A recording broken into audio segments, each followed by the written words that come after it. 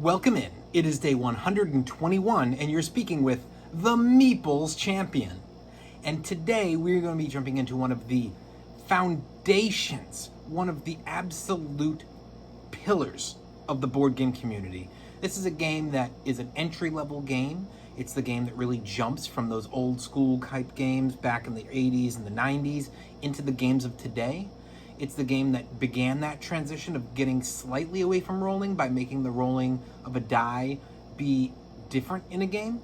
And it's a game that, while some fight back against it, I feel you can still play at a high level. I love the game. I invested in a higher version of the game, which is why my box today is going to be a little bit more difficult to put up for you guys. That game is Catan. Now, in Catan, the concept of the game is quite simple. You are going to be putting out all these hexagons, and you're going to basically be going after 5 resources.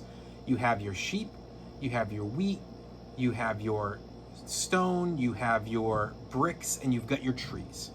And using these resources, you're trying to build houses, turn them into cities, you're trying to make roads, you're trying to buy the cards that will allow you to affect the game in a different way. When you start the game, you're going to figure out who your random person is to be first, and they're going to place out a house and a road. And you're going to go around, and everybody will do that once. And then you're going to go in reverse order, and on the second time, wherever you place that house, the 3 spots it's touching, you will get a card for each one. Then, depending on the level of the game you're playing, either you can do the classic setup, you can do a randomized setup but you know what it is, or you can do a randomized setup after placing. You're going to have numbers on every spot. So when it's somebody's turn, they roll their dice, but instead of this being a movement type setup, instead what it does is it activates the number that you roll. So if you roll a 6, well, anything that has a 6 on it activates, and every house touching that will get paid a resource for it. If you have a city, you get paid 2 resources for it. If you have multiple houses or cities on it, you could potentially get paid as high as 6 resources for one spot. You get paid your resources, and then only the active player has the option to trade with other players or to build. Now, if you choose to make a development card, you can buy as many as you want, but you cannot use them yet. You have to wait at least 1 turn before you can use that card. If you have cards, you can only use 1 card per turn. The only exception being if by some chance you bought 4 cards and you managed to get all 4 of the secret victory points, you could reveal those and win the game all at once. You don't have to reveal them one at a time. Technically, you don't have to reveal them at all. At any point during the game, you can just flip your cards over and reveal and say, oh, if you had only 3 points, you could reveal them and say, oh, I have now 7. Or if you had enough and you just got up to your 6th point on the board, you can reveal them, you get 10, you win. It's the first person at 10 points that wins the game. However, what's interesting with this game is you can always trade 4 of the same resource for 1, or you can get to a port that reduces that to 3 for 1, or you can get to a port that says you can trade 2 of a specific thing for 1. So, hey, 2 sheep now can be traded for 1 for you, as well as trading with the other players. So you might find that I really need to make this city and I have no access to the stone, so I'm going to be trading this guy doesn't have any wheat access, so I'll trade straight up wheat for stone, but this guy has access to everything, he's just having trouble holding on to it, so I'm going to get him like a wheat and a woods and a brick to get that stone. That's all where the negotiation comes in. The other issue you run into is there's a thief. So if you roll a 7, the thief moves. Before he goes anywhere, you have to count your cards. If you are holding, and this is only resource cards, not your development cards, if you are holding 8 or more cards, you have to divide and get rid of half those cards. I believe if you have 9, you have to divide and you have to round up. So you'd have to get rid of 5. So you have to get rid of your cards first. Then whoever has it, whoever rolled that 7, you pick up the thief and you move him anywhere but the spot he was in. When he's there, he's blocking the number, and as long as he's on that spot, that number being rolled on that spot doesn't matter. As well as anybody who has a house or city on that spot, you can pick one of them and randomly take a card from their hand. Now, for the expert players, if you want to, part of what you're allowed to do is you add an additional rule in that says if you go to that spot and somebody has 2 buildings, 2 houses, 2 cities, a house and a city, doesn't matter, 2 of the same color building there, so 2 of my buildings, you actually can look at their hand and take it. Now, there has been some back and forth on that one. The way my friends and I played it was, you couldn't do it with a roll of a 7 because that was random luck, so we didn't allow that. But we would allow it with the use of a knight. The knight card is one of your development cards, which allows you to attack somebody by moving the thief. When you attack somebody with the knight, in that case, you target somebody with the 2 buildings to take directly, and you pick what you want for a resource. It's a more strategic way of doing it, and if that's what you're looking for, then that's great. But it's up to what you're looking for your difficulty level. So this is really, for me, one of the best games. I know you're not getting a great look because you're looking at a wooden version here. I'm going to be going through the classic components, and I'm going to kind of give you a little side assessment of what I thought of this. This was a rare version of the game. For the record, this version of the game would get 7 out of 7 for me.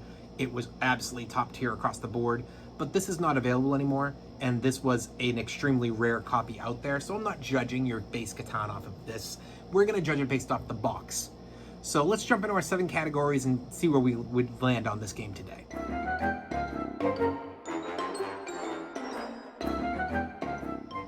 Your art is really nice in this game.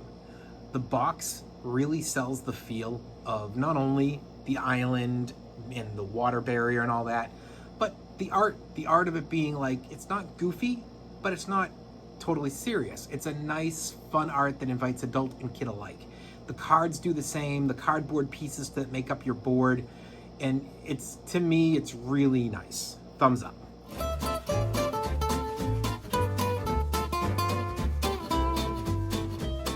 The components are right there with this. Again, you have a cardboard for your actual pieces that make the board. Top tier. When it comes to your individual pieces, your houses, your cities, your roads, all wooden. I love wood pieces. They're always really well done. No splintering, nothing's chipping. It's really good. Your cards are really a good tier. This game, the cards in the wooden version that I have is the same as the cards from your cardboard version. And I've used this game hundreds of times. This is one of the hottest games I've played with my family, my wife's family, my friends, my old group of friends of playing games. We played this across so many people, and I've had this game for close to a decade. Actually, probably 12 years now. And it's, without question, those cards have taken a beating, and they are great. So, huge thumbs up.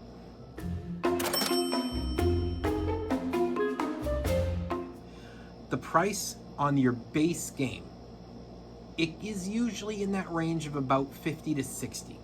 Now, the base game only supports 4 players. If you want to go beyond that, you need the expansion for another 2.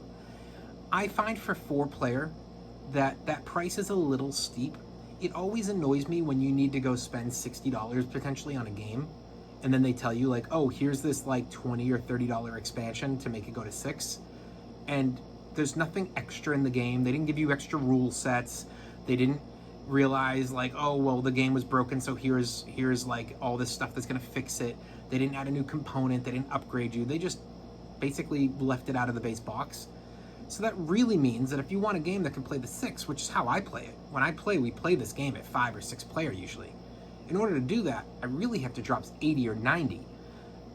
I love Catan, but I think that they are a bit steep and stingy in that regard. If I were them, I would have much rather seen them commit to putting out an option for a 6-player game altogether at a slightly cheaper price than to do this combo where you have to buy an expansion. So it's a thumbs down on the price. Beyond the pricing itself, of course, the other part to that is always availability.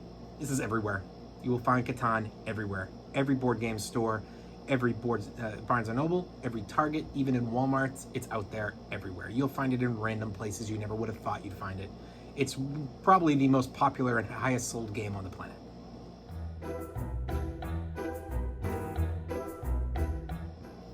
This game is not difficult to play, and yet it is definitely got difficulty there for you to want an expert player in. Reason being is, yes, to understand this game, it's simple. Roll the dice, collect the resources, pay for what you want, expand. But game to game, you don't know, where are your different things on the map going to be located? Where did you go? Is somebody working to block you in? Are you trading well with somebody? Are you being the one ousted and nobody wants to trade with you? Are you going to be finding that the numbers in this particular game rolled really weird, and while usually you see 6s and 8s obviously are highly rolled, all of a sudden this game, they're not being rolled at all. luck factor hits you in weird ways at times. The difficulty is knowing how to ride that wave and find a way to victory. Understanding how to take advantage of how the die is falling, how the people are moving, and finding a way in. Making sure you realize, I need an escape route. If you build yourself two right next to each other to start the game and you're cornered and it doesn't go your way with the rolls and now you can't go anywhere, you didn't strategize on your opening enough to prepare for the possibility that you weren't able to maintain from there. But if you strategize where you separate out to two locations, you give yourself escape routes, and you make sure to focus in on, hey, I'm gonna know I can make roads because the stuff I have access to is roads, or I know I can get the cards, or I can upgrade into a city. Focus on both drops to coordinate your attack. There's always strategy, which helps that difficulty to be a better game for all levels. Thumbs up.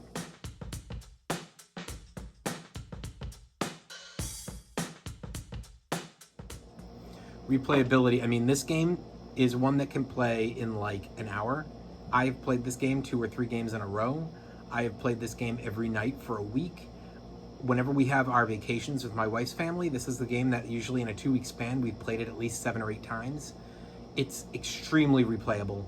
Great for kids, great for beginners, but you know, those who are experienced, as long as you make sure that you've, like I've said in the past videos, you mix in a few game options, get that Ticket to Ride out there. Make sure they have a Sushi Go or a 7 Wonders.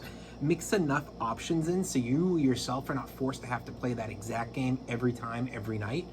This is a good one for you to be able to enjoy it with them. So, thumbs up.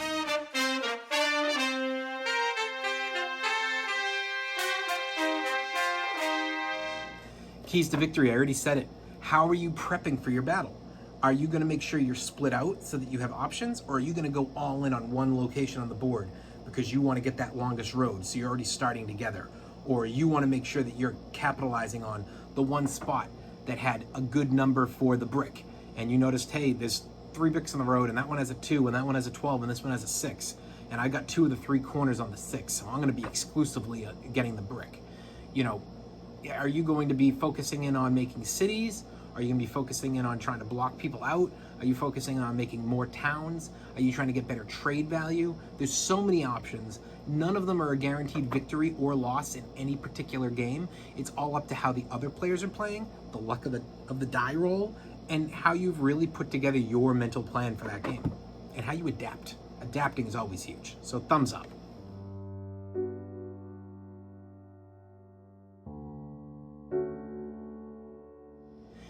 Is the game unique? Well, there's 2 ways to judge that. If you ask me to say non-Catan game, another game that's like this, I don't know if I can really name one. There's plenty of games that get randomly assorted for the board. 5 Tribes comes to mind. It's not a hexagon, it's a square, but it's there. But there's not many games where you have this dice rolling and this trading aspect. Yes, it is not unique in comparison to other games. It is in comparison to its expansions. There's so many Catan expansions, but I don't care about those. I don't buy the expansions. I'm judging it on this versus other games. I think it is unique. I don't think there's another game that's going to have this entry-level setup with the fun of the trading, with the setup that all levels can really play. So it's a thumbs up. Overall, what do I think? I think this is an absolute essential for everybody's collection. You don't have to go nuts like I didn't get the wooden one. You can get the basic one, but it is such an essential game. I think you buy it the instant you see it. Base game with the 2-player expansion beyond, so you can go to 6. Get those, put it in your collection. You're going to be happy in the long run because when you meet new people and you want to do a board game night, it's an easy one to get somebody in. So you don't overwhelm them, somebody new to the board gaming community with this. You don't overwhelm your family, your wife or your husband's family, your friends, and you want to give them a safe entry point, but something you can still play with them and with other people years later. This is the way. But that's just my opinion. It's up to you guys to get out there, play games, see if this one fits for you, for your entry level, for your group of friends, for your family, and see where you end up in the long run. Well, this has been day 121, and we've been speaking about the game Catan. And you've been speaking to the Meeples Champion. Like, share, subscribe, and check down below in the description where I'll be adding in an Amazon link in case you want to add this to your collection. Until next time, I'll talk to you tomorrow.